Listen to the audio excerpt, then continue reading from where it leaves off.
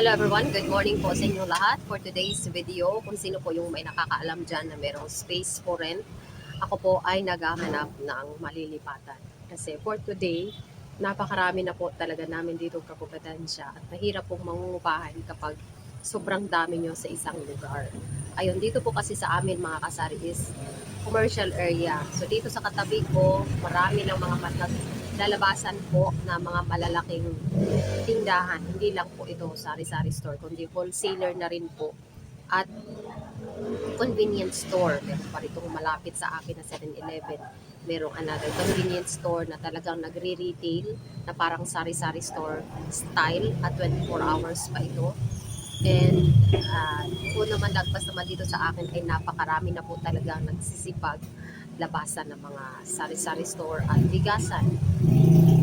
So lahat ng mga binibenta ko ay meron din sila. So dito sa amin, medyo konti lang naman ng tao, pero marami ng mga nagsisipag negosyo. Yun nga ang last ko na sinishare sa inyo ay tungkol doon sa mga napakarami ng nagdinegosyo at napakakonti lang naman ang mga mamimili. Kaya ako po mga kasari, hindi naman po ako sumusuko, pero po talaga pong naghahanap po ako ng malilipatan. Kaya po, ina-vlog ko ito at sinishare ko sa inyo. Ako po ay located lang po sana dito rin sa Iloilo City. Basta dito lang po sa city area, yun po ang hinahanap ko na location. Kung meron po kayong alam dyan na aking mga kasari-sari store owner or aking mga viewers dyan, please comment down below para po mabisita namin or mabisita po at titingnan ko po yung location. Kasi po mga kasari, ngayon po kasi ay talagang approaching na po ang December. Hopefully, malakas po ang puntahan. Pero po, dito po sa amin, hindi ko na po maaasahan yung malakalakas ang bentahan. Kasi sobrang-sobra na po talaga kami napakarami dito. Mabait po ang owner dito sa tindahan namin. Wala po akong comment sa kanila. Maganda po ang pakikisama sa amin. Kaso po, syempre, naghahanap po ako ng makakatubo rin ako every end of the month. Hindi po yung mag-aabono tayo sa ating mga pangrenta, mga pang-expenses. Ito po kasing napapansin ko nitong the following months po, ay talaga pong negative po ang aming income dito sa tindahan. Halos nag-aabono na po ako sa rent. Hindi po ako nahihiya kasi yun po ang katotohanan.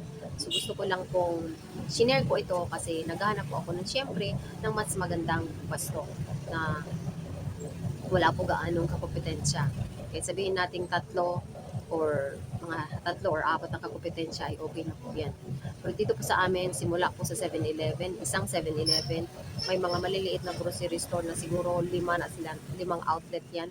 And then merong isang pinakamalaking wholesaler, merong convenience store, may another napakalaking sari-sari store, and then ako na medyo medium lang naman, hindi naman malaki, hindi naman din maliit, katamtaman lang.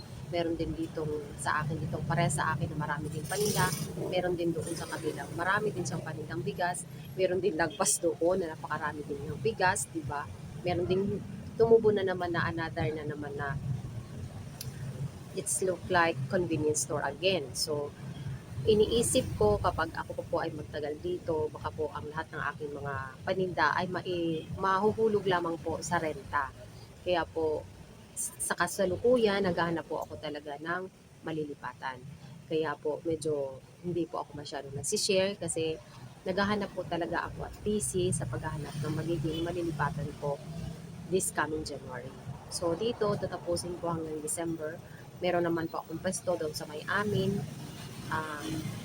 50-50, it's rather lilipat ako sa amin or mas maganda sana meron akong makikitang along the road na pwesto.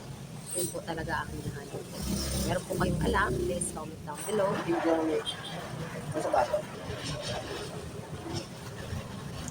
Kung tatlo pa lang kami dito mga kasari, alam niyo ba kung gaano kalakas ang bintahan dito? So maganda po talaga mga kasari kung 3 or 4 lang kayong magkakakompetensya sa isang lugar. Kasi talagang napakarami mong magiging income at maging maganda ang takbo ng business mo.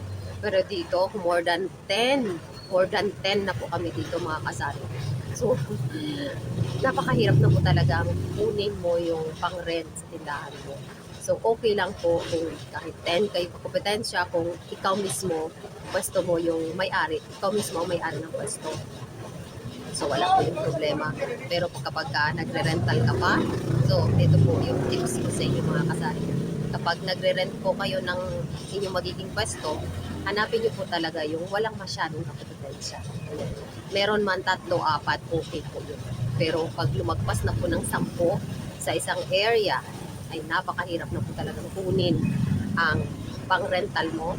Siyempre, lalo na kung ang tindahan mo ang bread and butter like mine, na bread and butter ito. Tapos more than 10 competitors kayo sa isang lugar. And we are not talking of a very big community. Hindi naman ito masyadong malaki. Kunti lang naman din ang mga tao. So, mahirap. Diba? So tayo, nagnenegosyo tayo, syempre, para kumita. Hindi tayo nagnenegosyo para mag-abono ng mga rental natin, ng mga expenses. Tayo ay nagtatayo ng sari-sari store, any kind of business, kasi gusto natin kumita. Kung hindi rin lang naman kikita ang negosyo. So yun lang muna guys ang ma-share ko sa inyo for today. Help me pray na makikita tayo ng mas magandang pwesto para po hindi po tuluyang mag-close ang ating negosyo. So ito na po lang po additional tip po sa inyo kapag kayo po ay magdinegosyo, see to it po na walang sobrang daming kakompetensya sa inyong area. More than 10 is so much na po mga kasari. Sobrang dami na po talaga. So wala ka na pong makikita dyang magandang kikitain kapag sobrang dami nyo na sa inyo. Better think a million times kung anong klaseng negosyo na lang po ang ipuput up mo. Huwag ka pong pumarehas sa mga napakarami ng existing sa inyong area. So that's all for today's video mga kasari. Thank you so much again for watching and see you on my next vlog. Bye mga kasari.